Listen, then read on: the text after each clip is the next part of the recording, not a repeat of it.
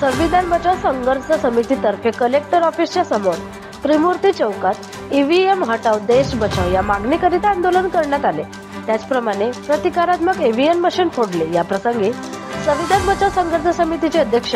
रोशन जांभूळकर, संयोजक सदानंद इल्मे, माजी आमदार चरण वाघमारे, चंद्रशेखर टेंभुर्णे, वंचित बहुजन आघाडीचे जिल्हाध्यक्ष धनपाल गटपाले, कम्युनिस्ट पार्टीचे हिवराज उके, शिवकुमार गणवीर, परमानंद मेश्राम, नरेश डहारे व इतर सर्व विविध पक्षाचे पदाधिकारी, कार्यकर्ते व सामाजिक कार्यकर्ते या प्रसंगी सर्वांचे भाषणे झाले व ईव्हीएम मशीन हटवून बॅलेट पेपरवर निवडणुका घ्या,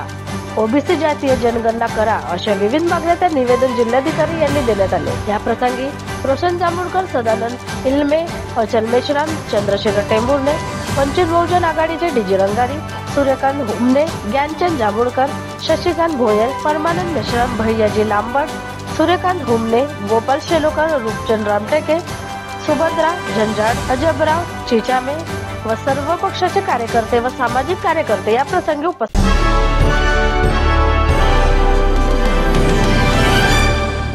पण आपण त्या लोकशाही धोक्यात आली आहे, बस एवढं नाही, त्या लोकशाहीला जिवंत ठेवायचं असेल तर आपल्याला ईव्हीएम हटवलं पाहिजे आणि आपला देश जर वाचवायचा असेल, लोकशाहीला जिवंत ठेवायचं असेल तर आपण बॅलेट पेपरवर आपण मतदान केलं पाहिजे। हेच माझे कारण एक मी तुम्हाला उदाहरण सांगते। जेव्हा निवडणुकीला मी जेव्हा उभी होते तेव्हा उभी असताना मला असं वाटायचं की पूर्ण समाज माझ्या पाठीशी आहे, पण तो समाज माझ्या पाठीशी आहे असं म्हणताना जेव्हा असं मला प्रत्यक्षात वाटलं की एक 7वी शिकणारी आणि मी वेल एज्युकेटेड मुलीला आज आपला हा समाज निवडणुकीला उभं करताना एक विचार करूनच आपल्याला देईल। पण मला जेव्हा मतं पडली तेव्हा मतं पडताना मला अपेक्षित पण नव्हतं की त्या मतांची बेरीज पण केव्हा केली तर सगळ्यात जास्त कमी मतं पडले आणि एक 7वीतल्या एका बाईला, 7वी होणाऱ्या एका बाईला, 7वी म्हणजे 7वा वर्ग शिकणाऱ्या एका बाईला जेव्हा जास्त मतं पडली तेव्हा पण मी विचार केला की खरोखरच मी जेव्हा तिथे याच्यामध्ये गेली,